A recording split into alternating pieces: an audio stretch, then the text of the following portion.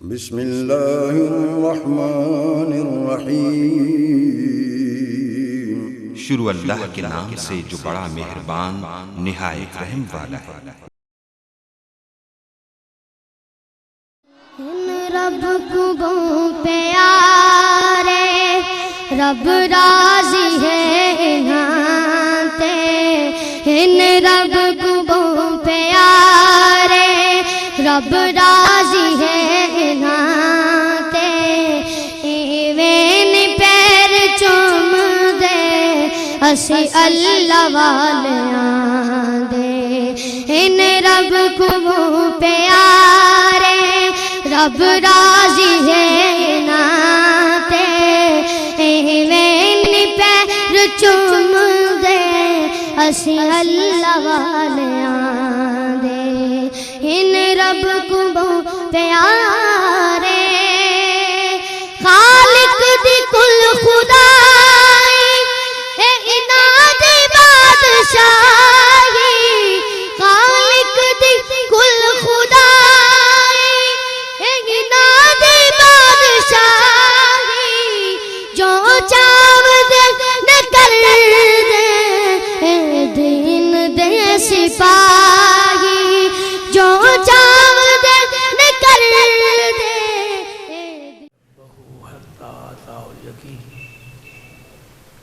اللہم صلی علی سیدنا محمد وعلی آل سیدنا محمد وبارک وسلم۔ اللہم صلی وسلم علی رسولک الکریم وآلہ الطاہرین رب اغفر وارحم وانت خیر الراحمین۔ اما بعد فاعوذ باللہ من الشیطان الرجیم بسم اللہ الرحمن الرحیم۔ ان اللہ وملائکتہ یصلون علی النبی یا ایہا الذین آمنوا صلوا علیہ وسلموا تسلیما۔ اللہم صلی وسلم علی رسولک الکریم وآلہ الطاہرین رب اغفر وارحم وانت خیر الراحمین۔ اللہم صلی وسلم علی رسولک الکریم وآلہ الطاہرین رب اغفر وارحم وانت خیر الراحمین۔ اللہم صلی وسلم علی رسولک الکریم وآلہ الطاہرین رب اغفر وارحم وانت خیر الراحمین۔ سورہ فرقان کے آخری رکوع کی ابتدائی آیات کے متعلق میں کچھ عرض کر رہا تھا۔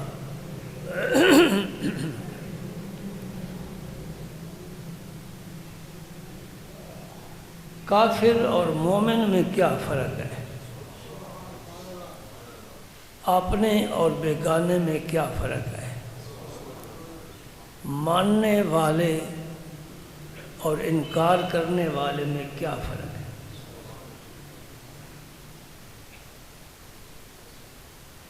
جو اپنا ہوتا ہے وہ بات کو قبول کرتا ہے، بیگانہ پرواہ نہیں کرتا۔ جو عمر رسیدہ لوگ بیٹھے ہیں حضرات،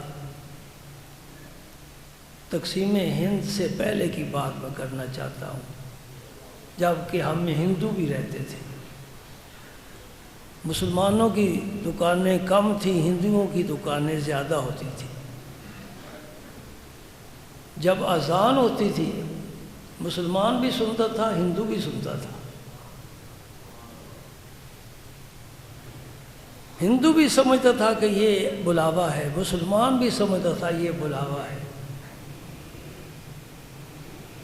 مسلمان اٹھ کر چلا جاتا تھا مسجد میں کہ یہ میرے لیے بلاوا ہے، ہندو بیٹھا رہتا تھا کہ یہ میرے لیے نہیں ہے، یہ اس کے لیے ہے۔ کچھ بات ذہن میں جا رہی ہے؟ سمجھ رہے ہو؟ آواز ایک ہے، سننے والے دو ہیں، فیصلے بھی مختلف کر رہے ہیں۔ یہ فرق کیوں ہے؟ وہ اپنا ہے، یہ بیگانہ ہے۔ یہ ماننے والا ہے وہ نہ ماننے والا ہے، اسے مسلمان کہتے ہیں، اسے بے ایمان کہتے ہیں۔ ایماندار اور بے ایمان میں یہی فرق ہوتا ہے۔ ایمان والا جب اللہ کی بات سنتا ہے آمنا و صدقنا، میرا سر تسلیم خم ہے جو مزاج یار۔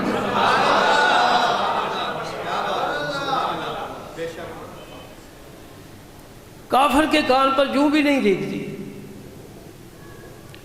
پھر رب نے دو محلے بنائے ہیں انسان کو پیدا کرنے سے پہلے، ایک کا نام رکھا ہے جنت، ایک کا نام رکھا ہے دوزخ۔ اپنوں کو جنت میں بھیجے گا جو مانتے تھے، اور دوسروں کو دوزخ میں بھیجے گا، یہ تو فیصلے ازل سے ہو چکے ہیں۔ اس دنیا میں ہم اس لیے آئے ہیں، تبارک الذی بیدہ الملک وہو علی کل شیء قدیر الذی خلق الموت والحیات لیبلوکم ایکم احسن عملا۔ یہ کمرہ امتحان ہے، ہمیں پیپر دے دیا ہے اور اس کا فیصلہ بھی سمجھا دیا ہے، سلجھا دیا ہے، بتا دیا ہے۔ کس سے معلوم نہیں ہے؟ اللہ اللہ۔ میں تمہید میں اپنا زیادہ وقت نہیں لگاتا، مقصد کی طرف آتا ہوں۔ یہ بھی مقصد ہے، جو بات سمجھا دی یہ بھی مقصد ہے، اور اس سے بڑا کوئی مقصد نہیں ہے۔ جب کلمہ پڑھ لیا باقی کیا رہ گیا؟ کہا ہم تیرے ہیں، جھنڈا تیرا لگائیں گے، نام تیرا لیں گے، تیرے گیت گائیں گے۔ سیاسی ذہن رکھنے والوں تمہیں بھی سمجھا دیتا ہوں، مسلم لیگ کا آدمی ہو اور پیپل پارٹی کی کر جائے تعریف، ناممکن ہے۔ وہ پیپل پارٹی کا جھنڈا مسلم لیگ کا لگائے، ناممکن ہے۔ جس پارٹی کا ہوگا جھنڈا بھی اسی کا لگائے گا، منشور بھی اسی پر سائن کرے گا، کہے گا یہ میرا منشور ہے جیسا بھی ہے۔ ہمارا منشور آسمان سے رب نے بھیجا، جبریل لایا، محمد پاک پر آیا۔ اس کے سامنے عیسیٰ علیہ السلام کی کتابیں ختم، موسیٰ علیہ السلام کی کتابیں ختم، تورات، انجیل، زبور سب ختم، باقی کیا ہے؟ قرآن ہے۔ نہ کلمہ موسیٰ علیہ السلام کا ہے، نہ عیسیٰ علیہ السلام کا ہے، کلمہ محمد پاک کا ہے۔ عیسیٰ علیہ السلام آئیں گے، میرے نبی کا کلمہ پڑھیں گے۔ موسیٰ علیہ السلام نے دعا کی، یا اللہ مجھے اگر یہ امت مجھے نہیں دیتا جس کے یہ فضائل لکھے ہیں، مجھے اس نبی کی امت سے پیدا کر۔ یہ ہے شان اس نبی کی، یہ ہے شان اس قرآن کی۔ ایمان ہو قرآن پر، ایمان ہو نبی کے فرمان پر، پھر مانے نہیں، قبول نہ کرے، مرضی اپنی کرے، معلوم ہوتا ہے پارٹی میں شمولیت مکمل طور پر نہیں کی۔ یہ کیوں اقبال نے کہا تھا، چو گویم من مسلمانم بلرزم کہ دانم مشکلات لا الہ۔ اقبال کہتا ہے جب میں یہ کہتا ہوں کہ میں مسلمان ہوں، میرے جسم پر لرزہ طاری ہو جاتا ہے۔ ہم تو کبھی نہیں کانپے۔ اقبال کہتا ہے میں اس لیے کانپ جاتا ہوں کہ مجھے پتا ہے کہ لا الہ کہنے کے بعد بڑی مشکلات کا سامنا کرنا پڑتا ہے۔ ہمیں کسی مشکل کا سامنا نہیں، سامنا کر گئے صحابہ۔ سبحان اللہ۔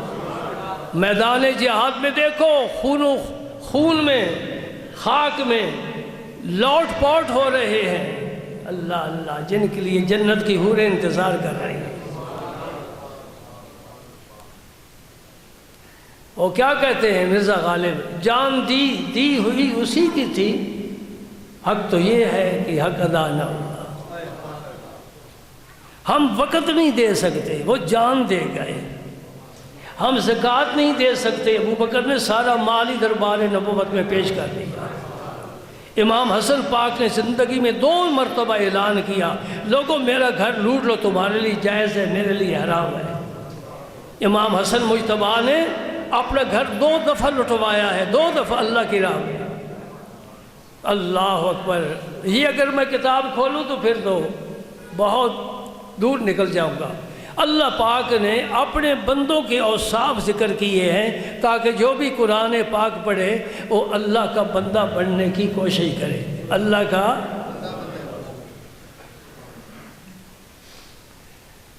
اللہ کے بندوں کا دن بھی اور طرح گزرتا ہے، راتیں بھی اور طرح کی گزرتی ہیں۔ دن کیسے گزرتا ہے؟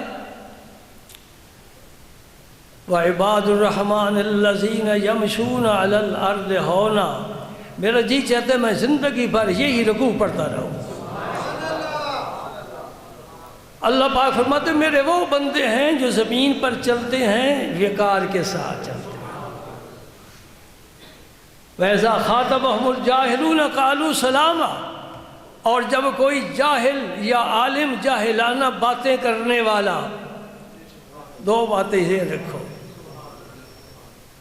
یا جاہل علم سے بے بہرا، یا جاہل نہیں سینے میں علم ہے، کتابوں کا ڈھیر ہے لیکن بات جاہلوں والی کرتا ہے، قالوا سلاما، سلام کہہ کر گزر جاتے ہیں، الجھتے نہیں۔ حضرت حسن بصری رضی اللہ تعالیٰ عنہ فرماتے ہیں یہ اللہ کے بندوں کا دن ہے، اب رات کیسے گزرتی ہے وہ بھی سن لو۔ آج میں یہ بیان کرنا چاہتا ہوں، رات کیسے گزرتی ہے، بندوں کی نہیں، اللہ کے بندوں کی۔ ہے کوئی تم میں جو اللہ کا بندہ بننا چاہتا ہے؟ میں نصاب زندگی پیش کرتا ہوں، آؤ میدان میں، اپنے لباس اتار کر تقوی کا لباس پہنو، اور تقوی کی پہلی بنیاد ہے کہ تیرے منہ سے جو نیچے جا رہا ہے یہ لقمہ حلال کا، لقمہ ساری دار و مدار خدا کی قسم اس لقمہ حلال پر ہے۔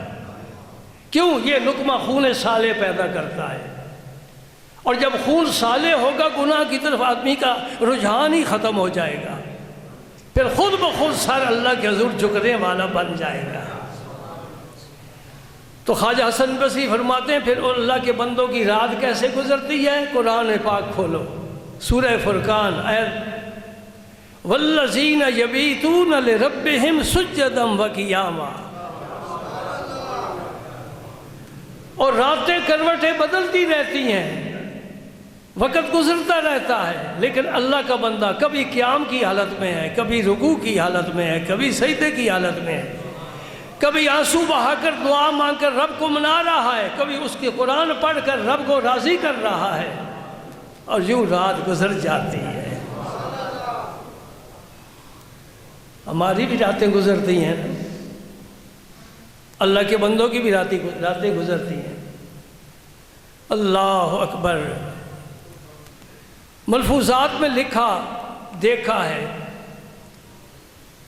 محفوظ ہے، دیکھ سکتے ہو۔ حضور خواجہ خواجگاہ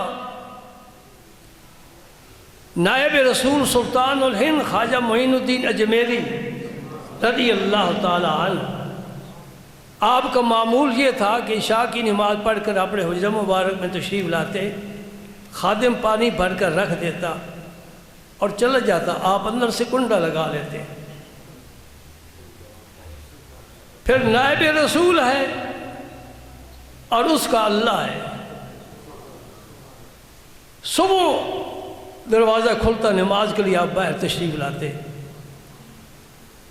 ایک صبح ایسے بھی آ گئی کہ دروازہ نہیں کھلا،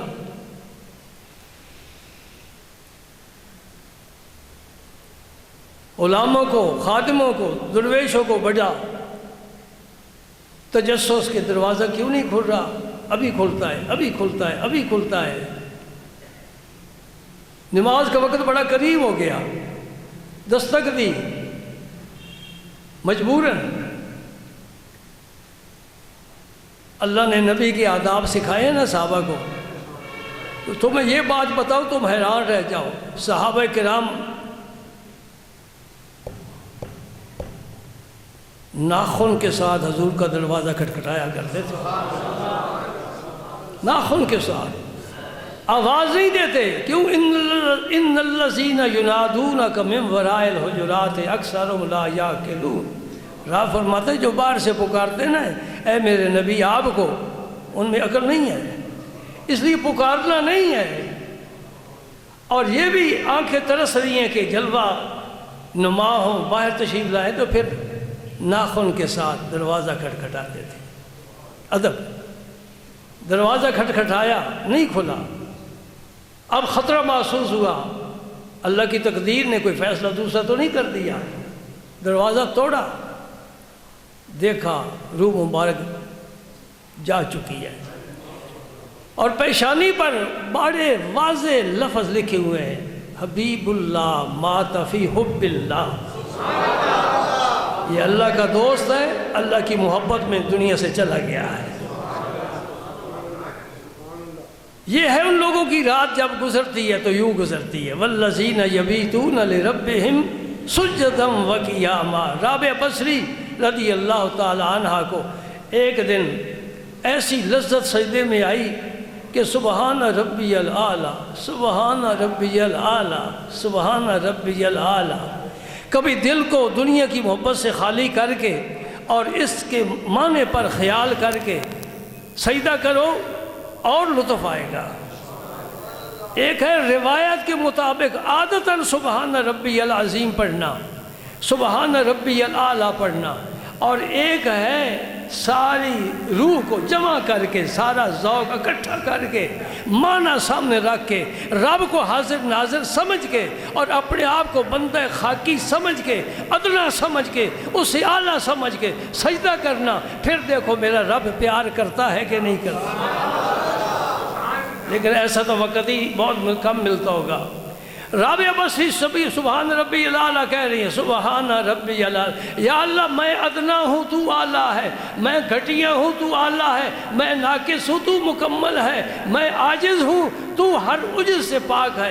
اللہ اکبر۔ رات گزرتی گزرتی گزرتی صبح کی اذان ہو گئی۔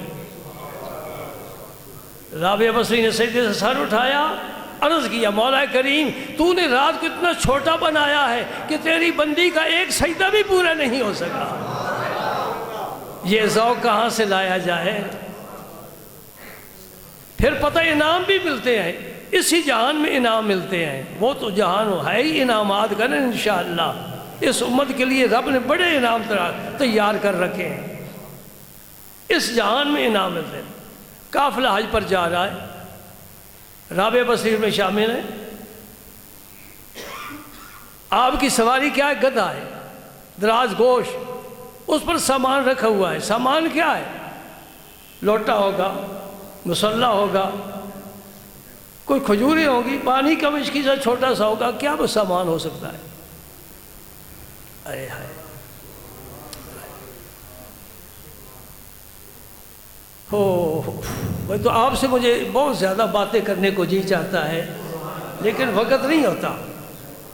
عمر بن عبدالعزیز جب گورنر تھے مدینہ پاک کے، جب کہیں جاتے تھے ان کا سامان اونٹوں پر لاد کر لایا جاتا تھا، اور جب خلیفہ بنے تو پھر سنو، طبیعت ناساز تھی، دوست پوچھنے کے لیے آئے، غلام سے کہا آپ کے کپڑے میلے ہیں ذرا صاف کر دو۔ ٹھیک ہے جی صاف کر دوں گا۔ دوسرے دن پھر آئے طبیعت معلوم کرنے کے لیے، پھر کہا خادم کو بھائی کپڑے نہیں صاف کیے آپ کے، تو بڑی حسرت سے کہنے لگا دوسرا جوڑا ہے ہی نہیں۔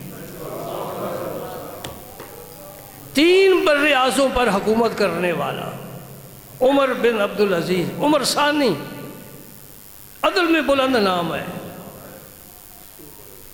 جب گورنر تھے تو سامان اونٹوں پر لادا جاتا تھا، جب خلیفہ بنے تو بس ایک جوڑا ہے جو پہنا ہوا ہے، دوسرا جوڑا ہی نہیں۔ رابعہ بصری کا اتفاق سے جنگل میں سفر میں راستے میں گدھا گرا مر گیا۔ قافلے والوں نے کہا بی بی تیرا سامان ہم اٹھا لیتے ہیں۔ کہا میں تمہارے سہارے پر نہیں گھر سے نکلی، میں جس کے سہارے پر نکلی ہوں وہ جانے، میں جانوں، تم اپنا کام کرو۔ شیخ فرید الدین اتار رحمۃ اللہ علیہ لکھ رہے ہیں، کوئی چھوٹے موٹے آدمی کی میں بات آپ کے سامنے کرتا ہی نہیں، بڑے لوگوں کی باتیں کرتا ہوں۔ ہاں، قافلے نے کہا یا جنگل میں شیر ہیں، بھیڑیے ہیں، چیتے ہیں، خطرناک ہے سفر۔ قافلے کو نہ چھوڑنے کا، نہیں میرا رب میرے ساتھ ہے، میرا رب میرے ساتھ ہے، میرا رب میرے ساتھ ہے۔ قافلہ روانہ ہو گیا، رات گزری، صبح رابعہ بصری عرض کرتی ہیں مولا کریم اپنے دوستوں کے ساتھ ایسا سلوک کیا جاتا ہے؟ میں تیرے گھر کی تیرے لیے گھر سے نکلی ہوں، اب میں عورت ذات ہوں اور ہوں بھی ضعیف کمزور ہوں، میں مکہ کیسے پہنچوں؟ وہ اللہ جس نے عزیر علیہ السلام کو بھی زندہ کیا، ان کے گدھے کو بھی زندہ کیا، رابعہ کے گدھے کو بھی اٹھا دیا۔ انعام یہی ملتے ہیں، آگے الگ ملیں گے۔ سبحان اللہ سبحان اللہ۔ والذین یبیتون لربہم سجدا وقیاما، ساری رات اللہ کی بندگی میں گزار دیتے۔ حدیث پاک سنو، میرے نبی کا کیا معمول تھا، کیونکہ سرکار سے ہی ابتدا ہوتی ہے، حضور سے ہی ابتدا ہوتی ہے، اس لیے کہ آپ اول ہیں۔ یہ ہمارا عقیدہ ہے، حضور اول ہے۔ فرمایا کنت نبیا و آدم بین الماء والطین، ابھی آدم پیدا بھی نہیں ہوا، میں اس وقت نبی تھا۔ نبوت صفت ہے، اور یہ صفت موصوف کے بغیر قائم نہیں رہ سکتی۔ نبی اس وقت ہوگا جب پہلے ذات ہوگی، اس کا معنی میں پہلے موجود تھا، مجھے نبوت پہلے ملی۔ قرآن سے میں دلیل پیش کرتا ہوں، اللہ پاک فرماتے ہیں قل ان صلاتی و نسکی و محیای و مماتی للہ رب العالمین لا شریک لہ و بذالک امرت وانا اول المسلمین۔ آپ فرما رہے ہیں انا اول المسلمین، رب کو ماننے والا میں پہلا ہوں، حضور نے فرمایا، باقی سارے بعد میں۔ سبحان اللہ۔ اور یہ مسئلہ بھی سنو، جو پہلے اچھا عمل کرتا ہے نا، بعد والے وہ عمل کریں گے تو اس کو بھی ثواب ملے گا جس نے پہلے کیا ہے۔ اس کی یوں مثال سمجھو کہ پہلی اذان حضرت بلال نے دی، پہلی اذان حضرت بلال نے دی۔ اب قیامت تک دنیا کے جس گوشے میں جو بھی مؤذن اذان کہے گا، سب کا ثواب مجموعی طور پر حضرت بلال کو ملے گا۔ میرے نبی کی غلامی میں آنے والے کتنے متمول ہیں، یا یوں سمجھ لو اس مسجد میں سب سے پہلی نماز میں نے پڑھائی، جمعہ میں نے پڑھایا۔ اب اس مسجد میں جب تک نمازیں پڑھانے والے پڑھاتے رہیں گے، جمعے پڑھانے والے پڑھاتے رہیں گے، انشاءاللہ سب کا مجموعی ثواب مجھے ملتا رہے گا۔ اس لیے بزرگ فرماتے ہیں کہ ہر مرید کے عمل کا اس سے بھی اجر ملتا ہے اور اس کے پیر کو بھی اجر ملتا ہے، دگنا ہو کر، اور پھر اس کے پیر کو یعنی دادا پیر کو 4 گنا ہو کر اجر ملتا ہے۔ یہ بڑھتا چڑھتا نبی پاک صلی اللہ علیہ وسلم تک پہنچتا ہے، کتنا اجر پہنچتا ہے۔ اس لیے اجر غیر ممنون فرمایا، اے میرے نبی تیرے اجر کی تو کوئی حساب، تیرا حساب ہے ہی نہیں۔ سبحان اللہ۔ سب سے پہلے سجدہ میرے نبی نے دیا، قیامت تک جو بھی کلمہ پڑھنے والا جہاں بھی سجدہ دے گا اس کا ثواب میرے نبی پاک کو پہنچے گا۔ یہی فرمایا وَلَلْآخِرَةُ خَيْرٌ لَكَ مِنَ الْأُولَىٰ، اے میرے نبی ہر لمحہ ہر ساتھ تو ترقی کر رہا ہے۔ اگلے روز کے مولوی صاحب نے مجھ سے مسئلہ پوچھا، مسئلہ بڑا عجیب ہے، انوکھا۔ سبحان اللہ۔ وہ کہتے ہیں جب اس دنیا میں حضور تھے تو ترقی تھی، اور جب شب معراج اللہ تک پہنچ گئے، قرب کی انتہا ہو گئی، اس کے بعد کیا ترقی ہے؟ یہ انوکھا سوال ہے۔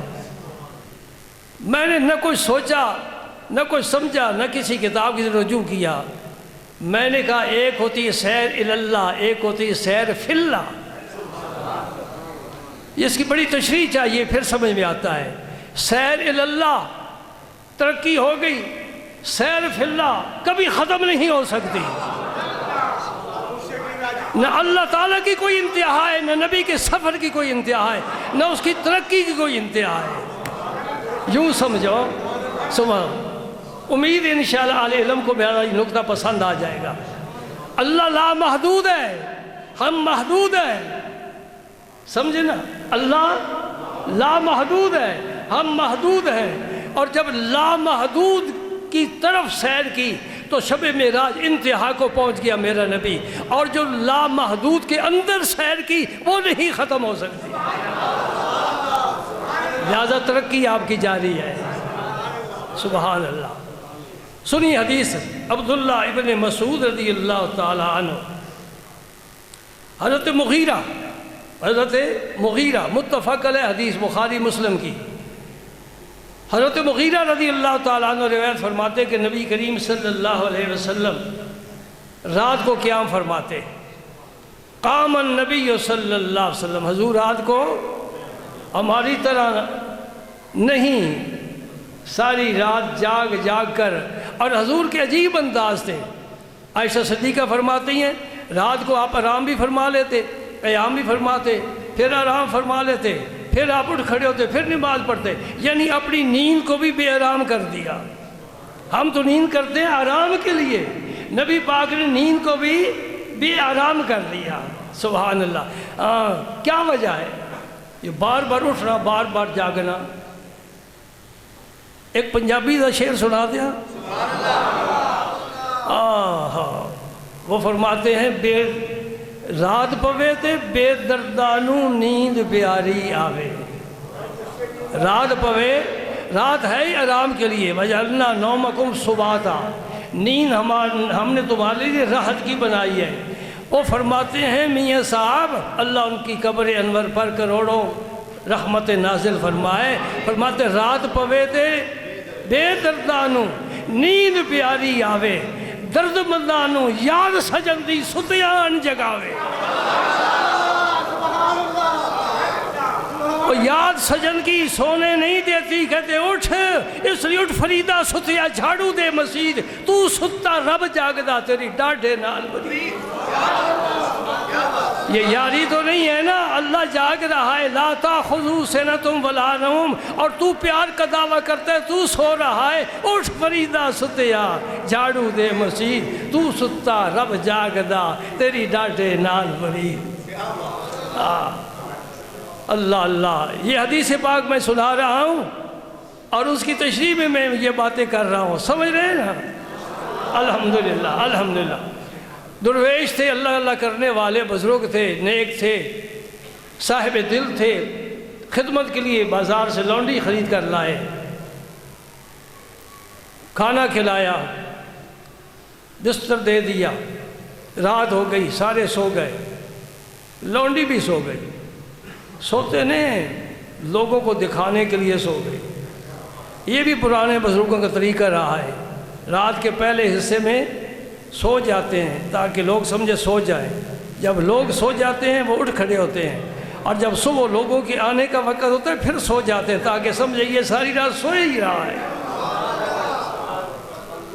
ایک بزرگ روزے دار تھے، سارا سال روزے رکھتے تھے، گھر والے سمجھتے بازار سے کھانا کھا لیا، بازار والے سمجھتے گھر سے کھا کر آئے، نہ کبھی گھر سے کھایا نہ بھی بازار سے کھایا۔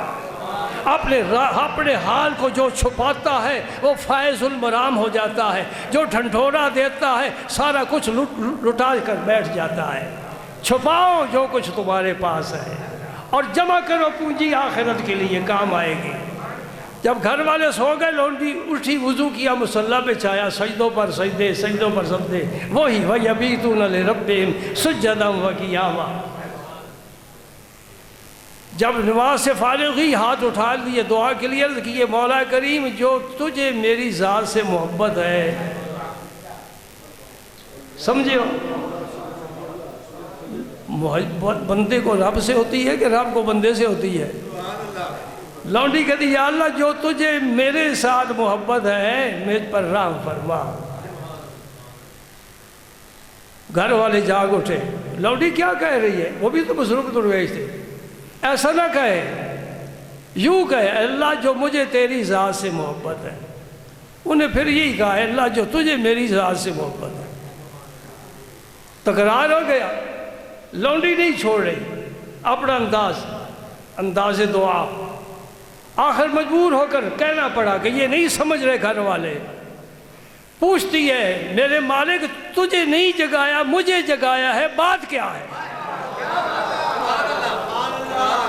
تو سو رہا ہے میں بھی سو رہی تھی، تجھے نہیں جگایا مجھے جگایا ہے، اس لیے پیار رب کو میری ذات سے ہے.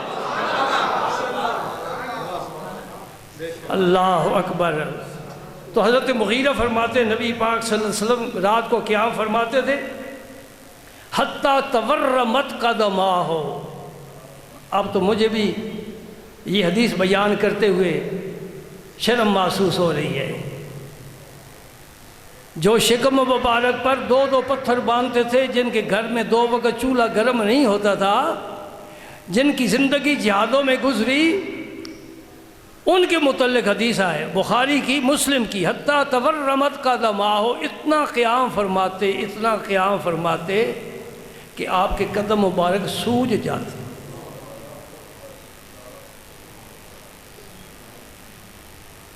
ہائے ہائے. فقیل لہ لم تصنع ھذا وقد غفر لک ما تقدم من ذنبک وما تأخر.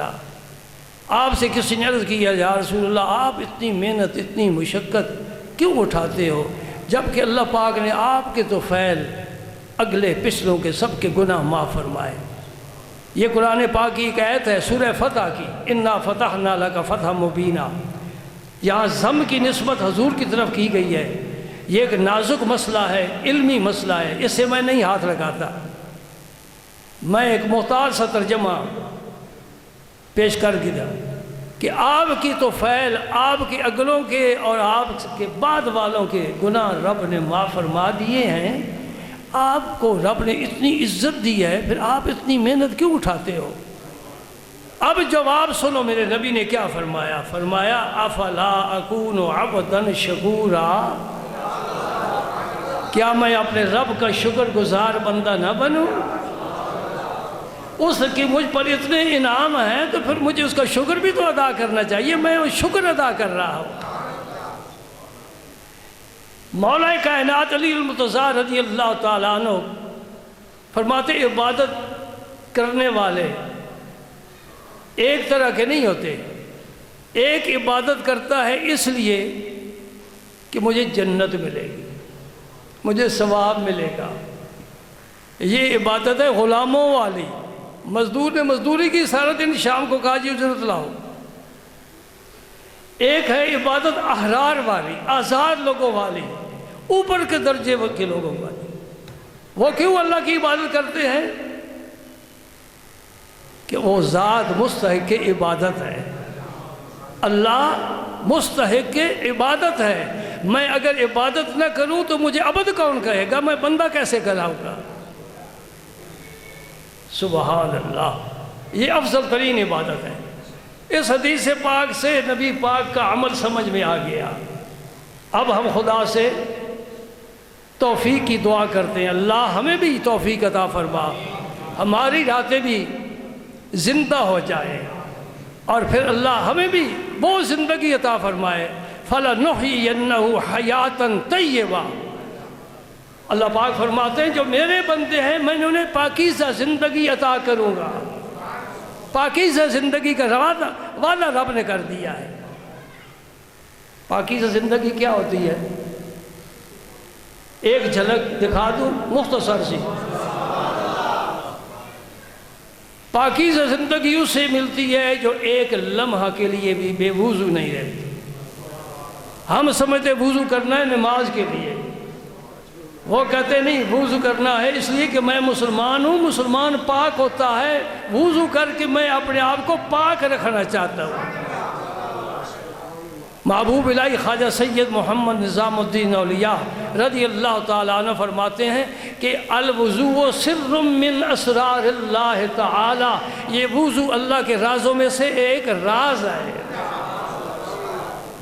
میں بہت پرانی بات ایک دفعہ پہلے بھی عرض کیا تھا، کوشش کرو باوضو رہنے کی، یا کم از کم اتنا ادب ضرور کرو کہ جس کاغذ پر کوئی بھی اردو کا فقرہ حرف لفظ لکھا ہوا ہے اسے بے وضو ہاتھ نہ لگاؤ کہ یہ وہی حرف ہے جو قرآن کے حرف ہے، اگرچہ یہ آیت نہیں ہے. سمجھ رہے میری بات؟ دل میں بٹھاؤ، یہ نسخے بڑے قیمتی میں آپ کو عطا کر رہا ہوں۔ پہلی کوشش تو یہ کرو کہ ہر وقت باوضو رہو۔ اور ایک آدمی کہتا ہے جی میں دکان پر اکیلا ہوتا ہوں، میں دفتر میں ہوتا ہوں، اٹھ نہیں سکتا، ہاں جی، تو میں کہتا ہوں ایک پتھر چھوٹا سا رکھ لو، تیمم کر لو۔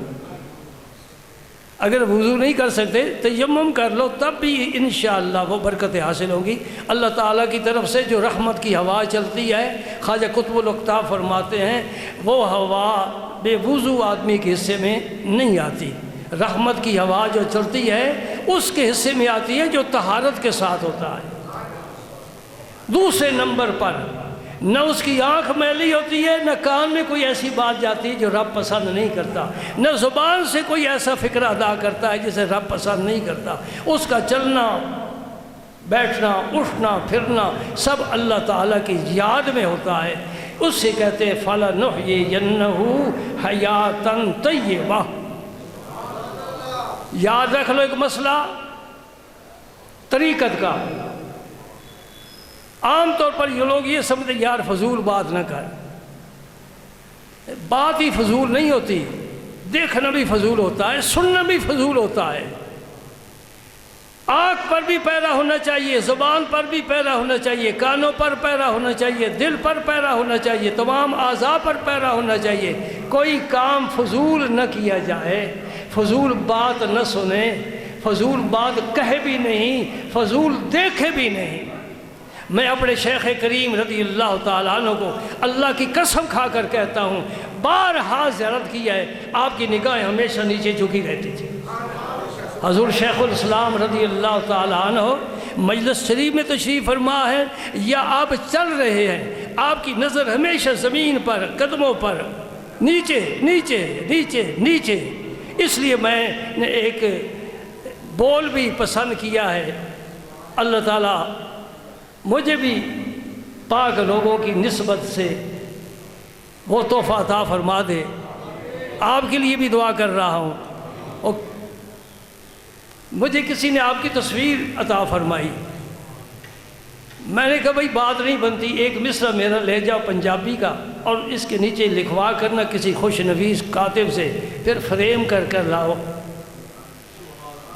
کچھ مولوی ذہن کے لوگ بیٹھے ہوتے ہیں، کہتے ہیں یہ جی فوٹو حرام ہے۔ بھائی تصویر اور فوٹو میں فرق ہے، یہ بات سمجھنا۔ تصویر اور چیز ہوتی ہے، فوٹو اور چیز ہوتا ہے۔ بہرکیف یہ بزرگوں کی اپنی اپنی تحقیق ہے۔ ہمارے شیخ چونکہ جواز کے قائل تھے، لہٰذا میں اس کے مطابق بات کر رہا ہوں۔ وہ مصرع کیا لکھوایا تھا آپ کو سنا دوں؟ اللہ پاک سب کو ذوق عطا فرمائے، سب کو محبت نصیب فرمائے۔ اللہ اکبر، اللہ۔ میرا خیال ہے ادھار کر لو، اس لیے کہ ادھار کا کھاتا بڑا وسیع ہوتا ہے۔ سانو لٹیا اس شرمیلے نے جڑا نظراں جھکائی رکھدا ہے۔ سانو لٹیا اس شرمیلے نے جڑا نظراں، عجیب بات ہے، نظر جھکانے والا نظر سے شکار کیسے کرے؟ یہی تو کمال ہے، نظر بھی نہیں اٹھائی، شکار بھی کر لیا ہے۔ انہیں کیا ضرورت ہے تیروں کما کی، نظر سے اڑائیں جو دل کا نشانہ۔ اللہ تعالیٰ پاک لوگوں کی محبت نصیب فرمائے۔ اپنی نسبتیں قائم کرو دوستو، نسبتیں قائم کرو۔ یہ چابی آپ کے پاس ہے موٹر سائیکل کی، گاڑی کی، جی تو رنگ میں کیوں ڈالتے ہو؟ رنگ کا کیا فنکشن ہے؟ چابی سے موٹر سائیکل سٹارٹ ہو جاتا ہے، گاڑی سٹارٹ ہو جاتی ہے، تالا کھل جاتا ہے، دروازہ کھل جاتا ہے، رنگ میں کیوں ڈالتے ہو؟ کسی درزی کے پاس چلے جاؤ، اس کے پاس سوئی ضرور ہوگی، لیکن سوئی میں دھاگا بھی ضرور ہوگا۔ کام نہیں کرنا تب بھی دھاگا ضرور ہوگا، کیوں؟ گم نہ جائے۔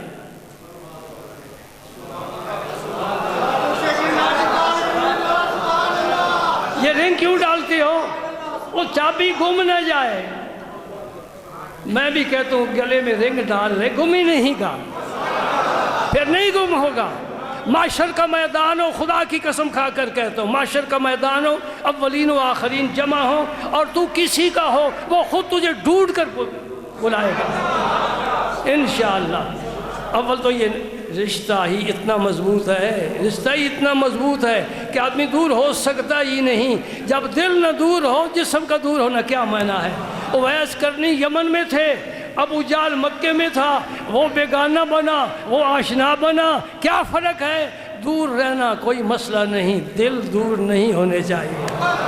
دل میں یار کی یاد ہو، تو جہاں مرضی ہے بیٹھ جا، تو پاس ہے، اور اگر تو پاس ہے یار سے محروم ہے تو دور ہے۔ میں نے ایک شعر کا ترجمہ پیش کیا ہے، گر بامنی بے منی در یمنی، گر بامنی بامنی در یمنی بامنی۔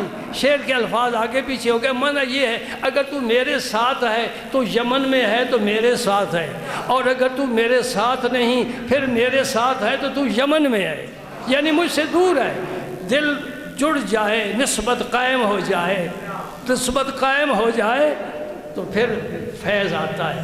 یہ تار ذرا ڈھیلی ہو جائے نا تو بلب روشنی نہیں دیتا، پنکھا بھی بند ہو جاتا ہے، سپیکر بھی بند ہو جائے گا۔ تار ذرا ڈھیلی ہو گئی، تار جڑ جائے نا تو پھر پاور ہاؤس سے خود بخود رو آئے گی، دلوں کے بلب روشن کر دے گی۔ اور جو کسی اللہ کے بندے سے وابستہ ہو، تمہیں میں کہتا ہوں اس اپنی نسبت کو مضبوط کرو۔ مضبوط کیسے ہوتی ہے؟ رابطہ۔ اور جو اپنے سلسلے کے معمولات ہیں وہ اپنے بزرگوں سے پوچھو اور ان پر پابندی سے عمل کرو۔ جہاں سارے کام دنیا کے ہم کرتے ہیں، یہ کام سب سے اہم ہے۔ سبحان اللہ، سبحان اللہ۔ اللہ تعالیٰ میں پاک لوگوں کی محبت نصیب فرمائے۔